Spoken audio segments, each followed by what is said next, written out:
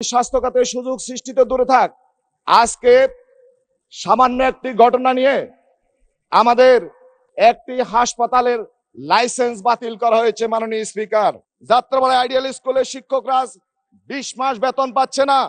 আমি মনে করি এখানে দুর্নীতিবাজরা বসে আছে এবং কায়েমি স্বার্থবাদীদের প্রমোটের কারণে এখানে একটি সিন্ডিকেট গড়ে উঠছে। এই সিন্ডিকেট ভেঙে দিতে হবে। বিসমিল্লাহির রহমানির রহিম। মাননীয় স্পিকার, আমি সর্বপ্রথম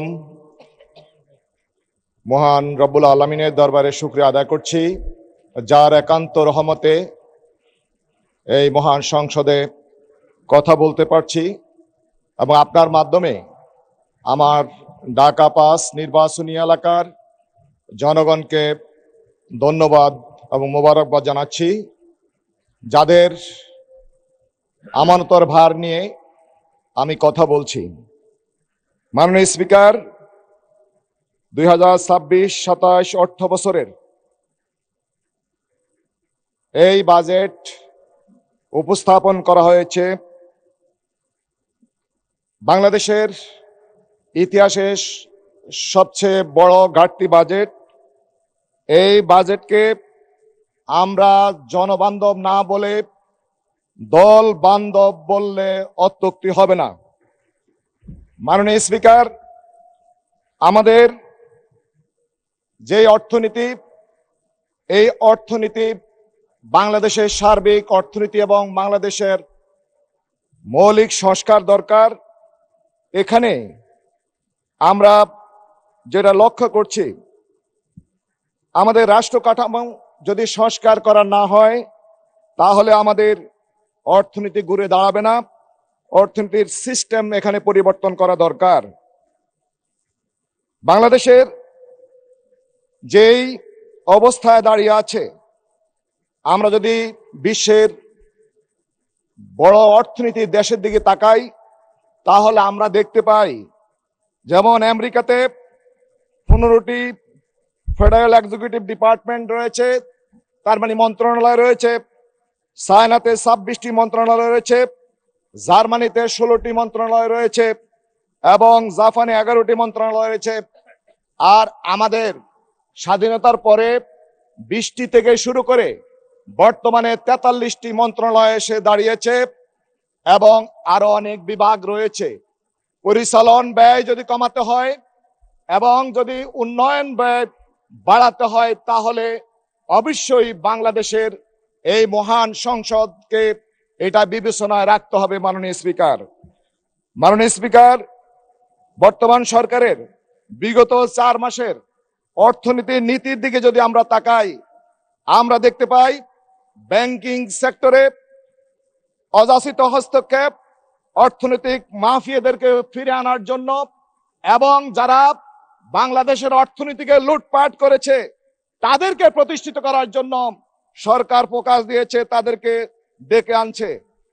ব্যাংক থেকে অস্বাভাবিক ঋণ গ্রহণ এবং বিভিন্ন কার্ড ভিত্তিক কার্ড আমদানি অনুৎপাদনশীল অর্থনীতিকে প্রমোট করছে। হাতকে কর্মক্ষম না করে আমাদের কর্মক্ষম হাতকে এখানে অবসর হাতে রূপান্তরিত করছে। মাননীয় স্পিকার, আমাদের দেশের জনগণ স্বাভাবিক অবস্থায় অর্থনীতি যেটা বুঝে, বাজেট বলতে যেটা বুঝে, তারা মনে করে কতটি দ্রব্য নিয়ন্ত্রণ, মূল্য নিয়ন্ত্রণ হয়েছে এবং তাদের নাগালে রয়েছে।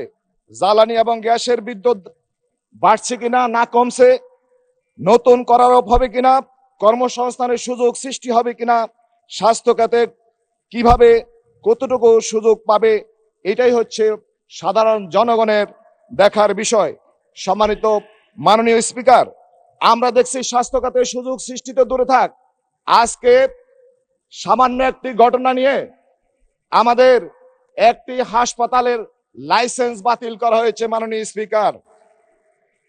স্পিকার, দেশে কর্পোরেট কর ফাঁকি দেওয়া হচ্ছে এবং তেলার মাথায় তেল দেওয়া হচ্ছে। বিগত 2022-23 অর্থ বছরে একটি সংস্থার রিপোর্ট অনুসারে 2,26,000 কোটি টাকা এখানে তাদেরকে কর মওকুফ করা হয়েছে, যাহা অত্যন্ত উদ্বেগজনক। মাননীয় স্পিকার, যেই সংসদে ঘন্টার পর ঘন্টা আলোচনা করে আইন পাশ করা হয়, সেই সংসদকে পাশ কাটিয়ে এই যে লক্ষ লক্ষ কোটি টাকা তাদেরকে কর মওকুফ করা হচ্ছে, এটা কোনো অবস্থায় মেনে নেওয়া যায় না।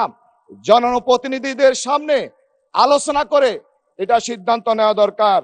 মাননীয় স্পিকার, আমাদের রাজস্বের উন্নয়ন কেবলমাত্র রাজস্ব আদায়ের মাধ্যমে রাষ্ট্রের উন্নয়ন নির্ভর করে না, নির্ভর করে রাজনৈতিক সদিচ্ছা, দুর্নীতিমুক্ত, সৎ, যোগ্য, দক্ষ প্রশাসন এবং নীতি বাস্তবায়নের মাধ্যমে। মাননীয় স্পিকার, দুর্ভাগ্য হলো দেশে সুশাসন শব্দটি রাজনৈতিক দুর্বৃত্তায়ন এবং দুষ্ট চক্রের জালে আবদ্ধ, ফলে অর্থনৈতিক মাফিয়া তন্ত্র তৈরি হচ্ছে, দেশের টাকা লুটপাট হচ্ছে এবং স্বচ্ছতা এবং জবাবদিহিতার অভাবে জনগণের অধিকার জনগণের কাছে যাচ্ছে না। প্রতিটি সেক্টরে এমন এক দুষ্ট চক্র এখানে এস্টাবলিশড হয়েছে। 55 বছরে আমরা দেখছি যেখানে যাচ্ছে, কোথাও 10%, কোথাও আপনার 12.5% একেবারে জারুদার থেকে শুরু করে রাষ্ট্রের এফেক্স বডি পর্যন্ত সেখানে এস্টাবলিশড রয়েছে। মাননীয় স্পিকার, আমরা মনে করি এই অবস্থা থেকে যদি পরিত্রাণ পেতে হয়, আমাদেরকে রাষ্ট্র কাঠামো সংস্কার, আমরা যে জুলাই গণঅভ্যুত্থান করেছি, মাননীয় স্পিকার আমার সময় শেষ হয়ে যাচ্ছে, একটু বাড়িয়ে দিবেন।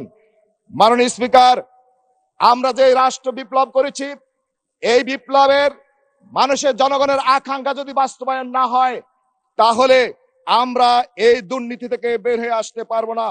মাননীয় স্পিকার, আমি বলবো আমাদের সংবিধানের 59 ধারায় বলা আছে, সকল সেক্টরের নির্বাচিত প্রতিনিধির দ্বারা আমাদের সমাজ পরিচালিত হবে, রাষ্ট্র পরিচালিত হবে। মাননীয় সদস্য 2 মিনিট বাড়ানো হলো। ধন্যবাদ মাননীয় স্পিকার।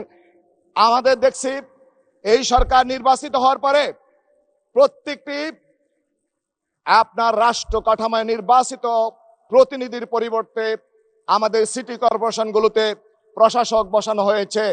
আমরা সিটি কর্পোরেশন থেকে আমরা যথাযথ ট্যাক্স পে করার পরও আমরা সার্ভিস পাচ্ছি না, কারণ সেখানে জবাবদিহিতা এবং জনপ্রতিনিধি না থাকার কারণে।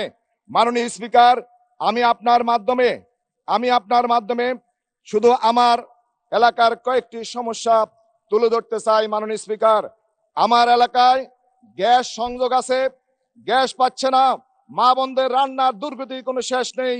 আমাদের দাবি, গ্যাস দিন, না হয় বিল বন্ধ করুন।